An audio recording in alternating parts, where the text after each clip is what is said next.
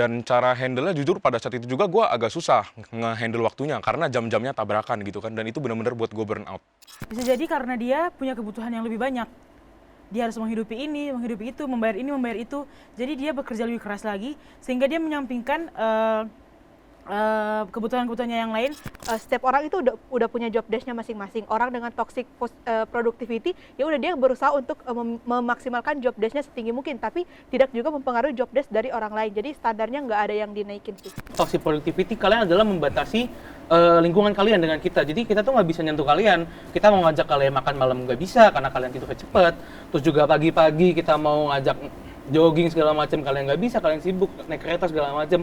Kayak gitu sih sebenarnya kita tuh ngeliat kalian itu membatasi banget ke kita gitu. The Table adalah sebuah program di mana anak-anak muda bisa dengan leluasa berdiskusi, menyampaikan pendapat, mengajukan pertanyaan, dan mengekspresikan keraguan mereka tentang iman Kristen dan relevansinya di kehidupan sehari-hari. Di program ini, kita akan bahas hal-hal yang mungkin tidak bisa dibicarakan dengan bebas di luar sana. Mulai dari kekecewaan dengan gereja, pacaran beda agama, hingga pandangan Kristen mengenai praktik homoseksual dan mental health. Pertanyaan atau keraguan apa yang teman-teman ingin bagikan? Anyone can come to the table.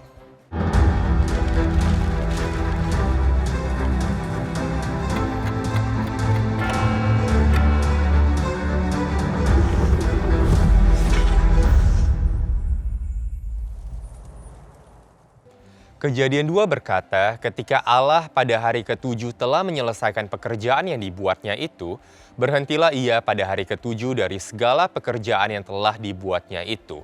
Lalu Allah memberkati hari ke-7 itu dan menguduskannya, karena pada hari itulah ia berhenti dari segala pekerjaan penciptaan yang telah dibuatnya itu. Allah kita adalah Allah yang bekerja dan juga Allah yang beristirahat dan menikmati hasil karyanya. Lantas, bagaimana hal ini memengaruhi cara kita memandang pekerjaan? Kita tanya pandangan 6 anak muda tentang toxic productivity. Nama saya William, gue sekarang kerja di sebuah kantor hukum sebagai staff dan juga anak band. Halo, aku Anggi, sekarang usia 21 tahun. Sekarang lagi kuliah semester 8 di salah satu universitas swasta di Jakarta. Halo, nama aku Karema, usia aku 21 tahun, sekarang kuliah di salah satu universitas swasta di Jakarta. Perkenalkan, nama aku Netania, aku usia 21 tahun, sekarang kesibukannya lagi kuliah.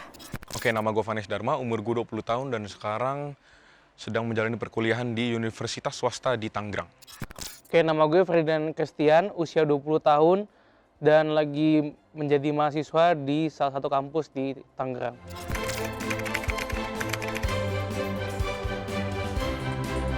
Lagi skripsian. Lagi sibuk magang aja sih. Sekarang aku lagi sibuk ngerjain tugas akhir atau skripsi. Untuk perkuliahan sekarang lagi sibuk magang di salah satu perusahaan media. Saya biasa ngurusin berkas, segala sesuatu yang berkaitan dengan penjualan tanah dan lain sebagainya. Karena aku sekarang udah semester 8, kesibukanku mengerjakan skripsi.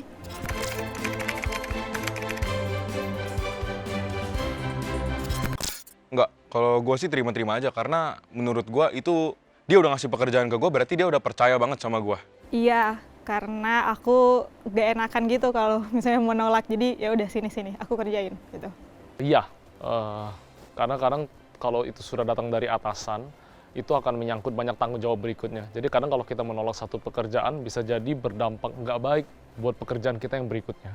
Karena takutnya itu menjadi salah satu penilaian dari atasan, jadi gue bakal ngerjain semuanya. Iya, karena menurut aku tuh setiap pekerjaan yang datang ataupun kayak apapun yang orang tawarin itu kesempatan yang nggak boleh dilewatin. Terus nanti aku takut kayak kalau aku nggak terima ujungnya aku bakal nyesel gitu. Iya, soalnya nggak enak buat nolak. Terus kayak kalau ada kesempatan dikasih kayak diambil aja, siapa tahu bisa jadi batu loncatan buat aku gitu.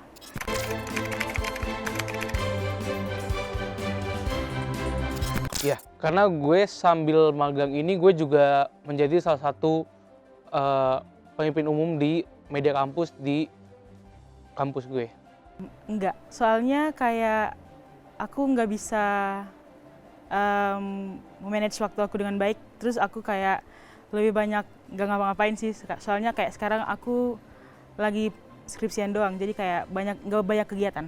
Mungkin cukup produktif, karena ya seperti yang kita tahu pekerjaan magang kan kita ngikutin jam kantor ya, dari jam 9 sampai jam 5, dan masih ada hal yang lainnya yang gue lakuin dan tidak terlalu overproduktif juga, jadi menurut gue udah cukup produktif. Enggak sih, karena menurutku produktif itu seseorang yang udah menyusun schedule-nya di hari itu. Tapi aku enggak, kayak satu hari itu flow aja, ngalir aja. Menurut aku ya, aku termasuk produktif. Karena menurutku di sela-sela waktuku pun ketika aku nggak bekerja secara formal, aku bisa berkarya di tempat lain, aku juga bisa cari pemasukan dalam bentuk pasif. Iya, karena kayak tadi, selama kayak misalnya orang misalnya kasih kesempatan ke aku selalu iyain gitu loh. Jadi kayak ada aja hal-hal yang harus aku buat setiap hari gitu, atau di setiap minggu setidaknya ada hal-hal yang harus aku buat gitu.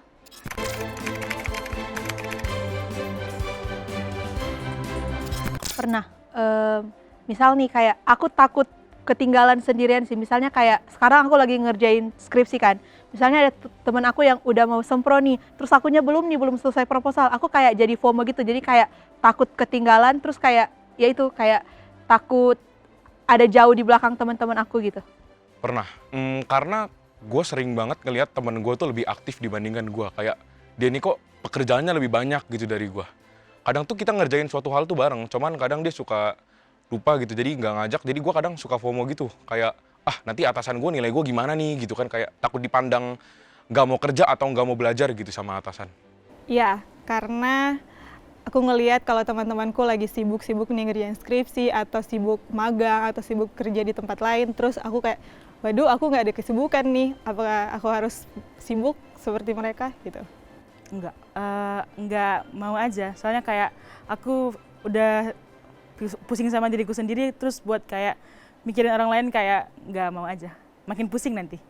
Pernah, soalnya takut aja sih kalau misalkan teman gue lagi ngerjain terus gue nggak ngerjain, kayak takut aja nanti dilihat sama yang lain, kok gue nggak kerja gitu, kok gue nggak sama yang lain, nggak ikutan kerja gitu.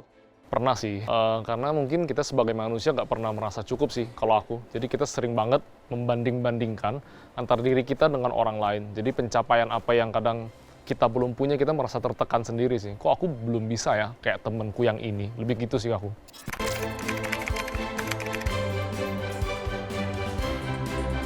Pernah? Enggak, soalnya aku enggak yang harus cepet-cepet nyampai di target itu, kayak santai aja. Pernah, enggak. Karena menurutku toxic productivity itu seseorang yang udah berlebihan dalam mengerjakan sesuatu pekerjaannya. Dan aku tuh enggak yang kayak gitu, enggak yang sampai berlebihan, sampai stres banget gitu. Pernah, menurut aku enggak. Menurut aku kayak aku tuh belum sampai di kategori yang toxic. Kan kalau toxic tuh kayak udah kayak sampai ke akarnya gitu kan, kayak itu udah terlalu berlebihan. Kalau aku kayak tadi, misal kayak aku udah mulai merasa stres atau burnout gitu, aku tahu kapan aku harus istirahat, aku tahu kapan aku harus stop dan ngelanjutinnya nanti gitu. Pernah? Menurutku enggak. Karena menurutku aku masih bekerja dalam tahap wajar. Dan aku emang mengalami burnout, tapi aku nggak mengalami stres berlebihan yang sampai membuat aku bermasalah dengan mentalku.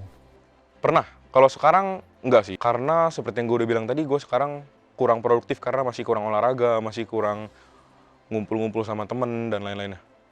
Pernah, dulu sempat masuk ke kategori itu karena kan emang jadwal padat dan juga waktunya gak ada, jadi sempat di masa-masa itu sih.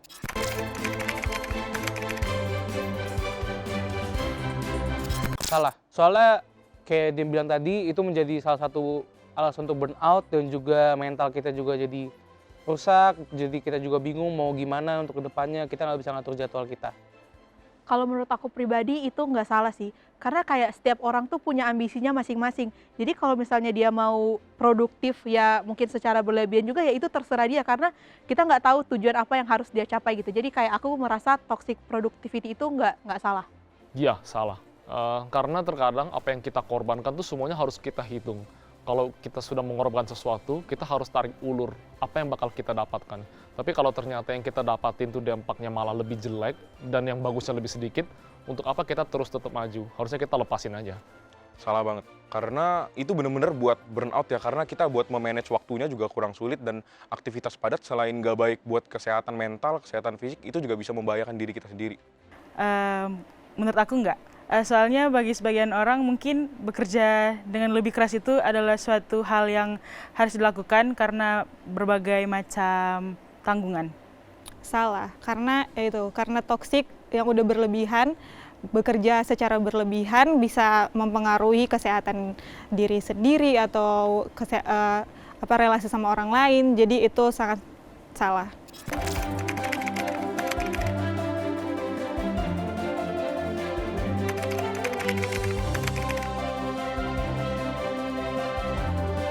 Yes. No. Yes. No. Yes. Yes.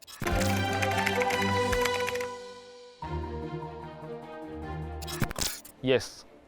No. Yes. No. Yes. Yes. Kalau bahas porsi kerja, itu kan sebenarnya sama ya, kayak yang gak toxic productivity itu kan kayak 9 to 5 sama kayak yang toxic productivity, cuma bedanya toxic productivity adalah berlebihan bahkan sampai lembur. Nah, di sini jatuhnya kayak sebenarnya porsi kerja sama-sama rajin, sama-sama nggak bisa dicap males. Dan juga buat kedepannya itu kayaknya jatuhnya lebih pinter yang nggak toxic productivity deh. Jadi dia lebih bisa memanage waktu dengan keluarga, lingkungan, teman-temannya. Jadi nggak kayak yang toxic productivity. Memang ada sih segelintir orang yang memang bekerja mati-matian untuk menghidupi keluarganya. Tapi itu menurutku ada perbedaan yang jelas sih yang bisa dilihat antara dia benar-benar ngehidupin keluarganya atau emang dia tuh cuman butuh ya itu tadi validasi. Zaman sekarang validasi itu penting banget.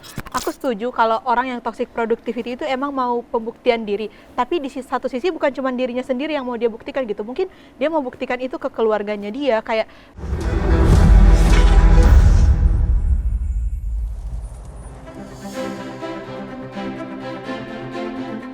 Ya, karena menurutku orang yang toxic productivity dia tuh lebih mementingkan pekerjaan, fokus ke pekerjaannya sampai dia lupa merawat dan menjaga diri dia sendiri. Setuju banget sih sama statement itu. Apalagi kalau orang udah sibuk banget sama kerja, pasti untuk kontrol kesehatan, waktu buat olahraga, waktu buat kumpul sama teman, waktu buat diri sendiri itu juga susah gitu. Jadi kayak walaupun kita ambisi gede, mau banyak pekerjaan, kita harus tetap memperhatikan kesehatan kita juga. Kalau kita mau pekerjaan kita itu jangka panjang lah, baik untuk kedepannya. Iya, tapi kan kayak produktif. Kan produktif itu adalah hal yang bagus juga kan. Jadi itu bakal berdampak besar juga untuk kehidupan kita ke depannya. Kalau kita produktif, berarti kayak change yang bakal datang ke kehidupan kita tuh lebih banyak juga gitu. Kalau ngomongin change itu gak harus dari tingkat produktif kita loh. Bisa aja dengan kita berkumpul bersama teman, itu bakal ada banyak link yang masuk, kita juga bisa dapat kerja dari situ, dan itu juga bakal menentukan sukses kita, jadi nggak harus produktif sih menurut gue. Iya, aku juga sependapat. Menurutku di zaman sekarang itu jauh lebih penting untuk kita kerja pintar daripada kerja keras. Jangan sampai produktivitas yang kita lakukan malah sesuai judulnya malah merusak kita. Jadi gak sebanding hasil yang didapat sedikit, dampak buruknya malah jauh lebih banyak banget. Tapi kan orang-orang tuh melakukan produktivitas yang lebih kayak sampai dia rela menghabiskan waktunya untuk bekerja, bisa jadi karena dia punya kebutuhan yang lebih banyak. Dia harus menghidupi ini, menghidupi itu, membayar ini, membayar itu. Jadi dia bekerja lebih keras lagi sehingga dia menyampingkan kebutuhan-kebutuhannya yang lain dan dia lebih mementingkan kebutuhan yang lebih krusial. Memang benar sih kalau kita kerja itu kan tergantung dari kondisi kita. Tapi tujuan kita mencari, kalau aku ya, tujuan kita mencari dana itu kan suatu saat agar di hari tua kita punya tabungan toh, kita punya simpanan biar kita bisa pakai itu untuk keluarga. Untuk apa kita capek-capek di zaman muda sekarang, kerja setengah mati, terus sampai sakit-sakitan. Bahkan temanku ada perempuan arsitek sampai telat mens gara-gara gak minum, tulang punggungnya rusak. Terus kerja setengah mati sekarang kalau hasilnya pun gak bisa dinikmati nanti untuk apa? Bener, takutnya juga kalau udah kayak gitu malah kita udah kerja sekarang, udah kerja keras sekarang, takutnya malah biaya yang kita kumpulin malah buat kesehatan kita nantinya. Bener banget. Tapi kalau sama yang kayak dibilang tadi, kayak bener yang kayak dibilang ke William juga, zaman sekarang udah zaman era digital, kita harus belajar buat kerja cerdas, kerja pintar, bukan kerja fisik gitu lagi, jadi jangan terlalu bergantung sama fisik gitu sih. Iya, tapi kalau ngomongin produktivitas kan bukan cuma sekedar fisik juga kan, kayak ada melibatkan banyak hal gitu. Jadi menurut aku tuh kayak produktivitas tuh benar-benar bermanfaat gitu loh di kehidupan kita. Ya kan belum tentu juga kayak orang yang terlalu produktif juga kayak tadi cuma sekedar minum aja nggak punya waktu kan. Tapi menurut aku kayak tadi kayak kan kata Ko William itu buat masa depan kita kan. Nah itu fungsinya produktivitas kita kayak itu untuk tabungan masa depan kita gitu, hasil kerja keras kita dari sekarang. Iya, soalnya buat orang yang bekerja lebih banyak, dia pasti bakal mendapatkan hal yang lebih banyak di kemudian hari. Jadi kayak kita lihat orang lain, mungkin kita kerja lebih dari jam kerja seharusnya, terus ngeliat orang lain, oh bisa ini itu, sedangkan kita enggak. Mungkin di kemudian hari kita bisa mendapatkan hal yang lebih banyak dari orang yang dari orang yang enggak menghabiskan waktu untuk bekerja atau melakukan hal yang lain kayak belajar daripada kita gitu. Tapi kalau menurutku dari toxic productivity itu kan toxic itu kata yang negatif. Jadi walaupun kita berbuat produktif tuh dalam kehidupan kita, tapi karena terlalu toksik, terlalu berlebihan, jadi itu tidak baik juga untuk kesehatan kita, untuk tubuh kita, pribadi kita. Gitu. Oke, jadi kan kita semua tahu segala sesuatu yang berlebihan itu kan gak baik. Baik itu makan, baik itu main, segala macem. Tapi itu berlaku juga ke kerjaan kita. Dimana kita bakal jauh sama keluarga, jauh dengan yang lainnya, dan juga kesehatan. Kesehatan itu mahal, jadi kayak benar Panas bilang, jangan sampai usaha kita yang sekarang ini nanti di akhir tua kita nanti malah kepake semua buat biaya kita, kesehatan kita. Itu sih. Aku setuju sih kalau toxic productivity itu cuma kayak orang-orang yang kayak nggak mau lihat orang lain lebih tinggi gitu loh daripada dia. Misalnya kayak kita ngelihat seseorang yang kayak lebih ambis daripada kita, kayak lebih maju daripada kita, kayak ada rasa iri di dalam hati kita yang kayak kadang menuduh orang itu kayak, ih dia toxic productivity, tapi kan itu belum tentu. Kayak mungkin dia ada sesuatu yang harus dia kejar gitu. Jadi kayak menurut aku tuh toxic productivity itu merupakan kata-kata yang digunakan oleh orang-orang yang malas untuk bekerja, yang kayak seakan-akan ngatain orang yang rajin bekerja gitu. Gue sih nggak setuju ya sama pendapat itu ya, karena menurut gue orang yang mau bekerja keras itu nggak orang yang harus toxic productivity sih, karena setiap orang yang penting dia pinter bagi waktu, karena sekarang tuh zaman udah digital, kayak banyak banget kayak dia jadi videographer, itu tuh kan pastinya nggak padat banget dong. Nah pastinya dia masih punya banyak waktu luang, jadi itu juga udah bisa dibilang bekerja keras sih. Yang penting dia ada niat untuk bekerja, dia ada niat untuk masih niat untuk hidup. Oke, menurutku itu aku tidak setuju karena orang-orang yang bilang toxic productivity itu dia merasa itu kan toxic tuh. Jadi dia merasa itu emang benar-benar toxic. Dia tuh udah berusaha terus kerja sampai lupa-lupa semuanya, dan bukan berarti dia malas bekerja, tapi dia nggak mau aja seperti itu, kayak toxic seperti itu. Aku setuju sama Anggi tadi yang dibilang mungkin karena kita merasa kayak kok kita nggak gini ya, tapi orang lain kayak oh dia kerjanya lama banget, dia ininya banyak banget, kayak kenapa ya gue nggak kayak gitu. Jadi menurut aku tuh kayak sebutan untuk orang yang nggak suka aja ke orang yang bekerja lebih keras dan menyebutnya dia toxic. Aku nggak setuju sih ya kalau ada orang yang dibilang menunjuk orang lain toxic productivity, merasa terus dia tuh dianggap lebih males daripada orang itu. Karena aku melihat bukti-bukti nyatanya aja kok, banyak orang yang bekerja keras gak seberapa, tapi dia lebih bekerja pintar, tapi duitnya jauh banget lebih banyak daripada orang yang kerjanya tuh mati-matian banget nyari uang lembur. Jadi menurutku belum tentu juga orang yang kemudian bilang orang lain toxic productivity itu orang yang malas. Enggak, menurutku justru itu pola hidup yang salah. Justru kita ini punya pandangan yang lebih idealis untuk menunjuk mereka, wah itu hidup tuh yang nggak bener gitu loh, itu tuh hidup yang nyusahin diri lu, hidup yang membahayakan lu. Dan justru dari kita tuh mau mengingatkan biar gimana caranya lu keluar dari rutinitas itu. Kalau bahas porsi kerja, itu kan sebenarnya sama ya, kayak yang gak toxic productivity itu kan kayak 9 to 5, sama kayak yang toxic productivity, cuma bedanya toxic productivity adalah berlebihan, bahkan sampai lembur. Nah di sini jatuhnya kayak sebenarnya porsi kerja sama-sama rajin, sama-sama nggak bisa dicap males.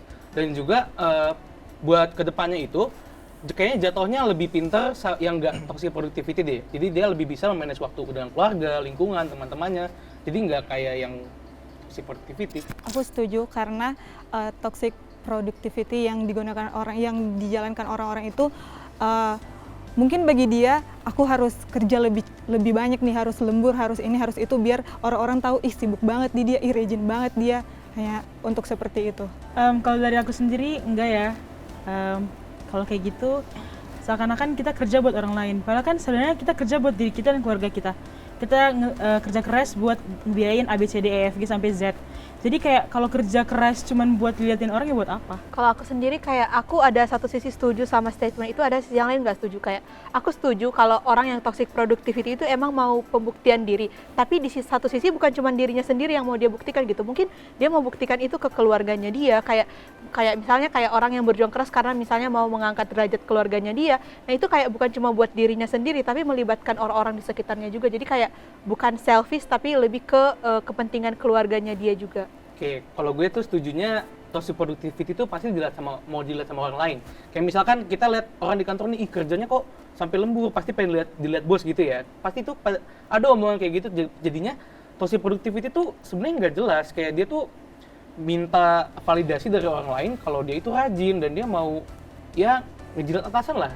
Omongannya gitu sih. Iya, gue setuju sama Ferdi sih. Karena kayak kebanyakan yang kita lihat tuh kayak gitu. Meskipun tadi yang kayak Neta bilang, memang ada sih segelintir orang yang memang bekerja mati-matian untuk menghidupi keluarganya. Tapi itu menurut gue ada perbedaan yang jelas sih yang bisa dilihat antara dia benar-benar ngehidupin keluarganya atau emang dia tuh cuman butuh ya itu tadi validasi. Zaman sekarang validasi itu penting banget. Gak peduli seberapa asli diri kita, tapi yang penting sosial media. Malam-malam foto lagi rapat sama siapa. Terus paginya tiba-tiba udah keluar kota sama siapa. Menurutku itu yang dikejar-kejar orang, validasi orang. Jadi itu tuh sudah bukan toksik lagi, itu udah kayak racun, bener-bener parah banget menurutku. Bener sih, gue juga setuju banget sama pendapat Ko William sama Ferdi. Kayak orang-orang yang kayak begitu tuh menurut gue cuman orang yang caper lah ya. Mungkin bisa dibilang, sorry ngomong, kurang perhatian atau gimana. Jadinya dia mau nunjukin ke orang-orang, gue biar dapat perhatian sama orang nih, biar gue dapat semangat nih. Kayak dia buat story yang kayak Koko bilang, kayak aduh biar di-reply orang lain dengan bentuk caper, aduh semangat ya lembur nih hari ini gitu kan. Kalau itu menurut gue bentuk caper sih, karena banyak banget kan orang zaman sekarang yang kayak begitu. Kejadian 2 berkata, ketika Allah pada hari ke-7 telah menyelesaikan pekerjaan yang dibuatnya itu, berhentilah ia pada hari ke-7 dari segala pekerjaan yang telah dibuatnya itu. Lalu Allah memberkati hari ke-7 itu dan menguduskannya. Karena pada hari itulah ia berhenti dari segala pekerjaan penciptaan yang telah dibuatnya itu. Allah kita adalah Allah yang bekerja dan juga Allah yang beristirahat dan menikmati hasil karyanya. Lantas bagaimana hal ini memengaruhi cara kita memandang pekerjaan? Pertama, jika kita lihat di desain awal penciptaan, manusia memang diciptakan untuk bekerja, mengusahakan taman, memenuhi bumi, dan menaklukkannya. Pekerjaan bukanlah hal yang buruk. Allah sendiri adalah Allah yang bekerja.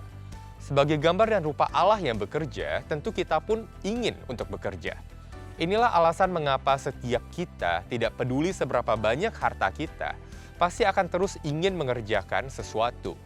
Inilah juga alasan mengapa konsep pensiun dini atau pensiun tanpa bekerja lagi adalah konsep yang sebenarnya tidak bisa membawa kepuasan penuh dalam hidup. Pekerjaan pada dasarnya adalah hal yang baik dan kita semua dipanggil untuk bekerja. Kedua, lantas apa yang salah dengan cara kita memandang pekerjaan kita sekarang?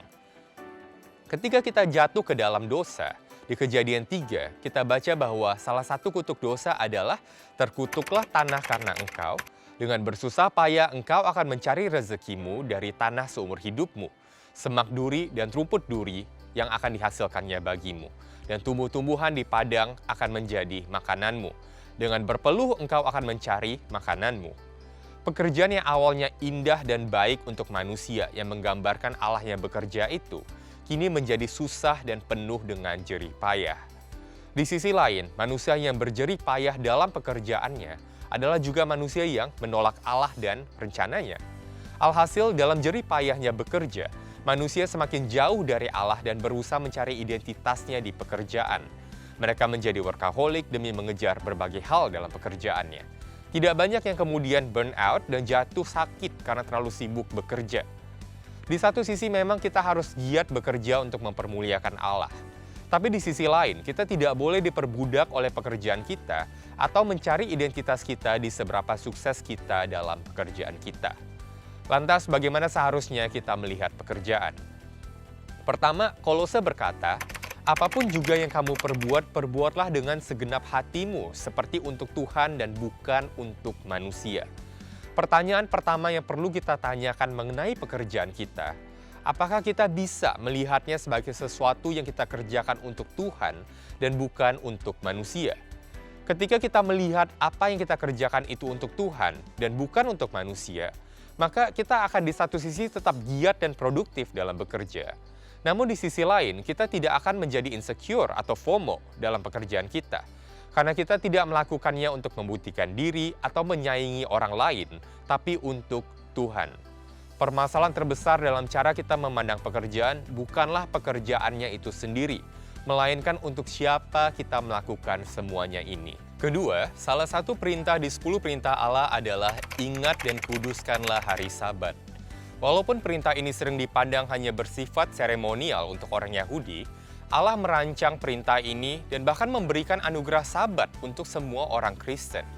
Sabat adalah sesuatu yang bisa kita praktikkan untuk berhenti dari pekerjaan kita dan memfokuskan diri pada anugerah indah yang Allah berikan di hidup kita, seperti anugerah indahnya ciptaan alam, anugerah hubungan pertemanan dan pasangan, hingga anugerah komunitas keluarga Allah di gerejanya. Peristirahatan menurut konsep Kristen adalah sesuatu yang aktif, secara aktif menikmati anugerah yang Allah berikan.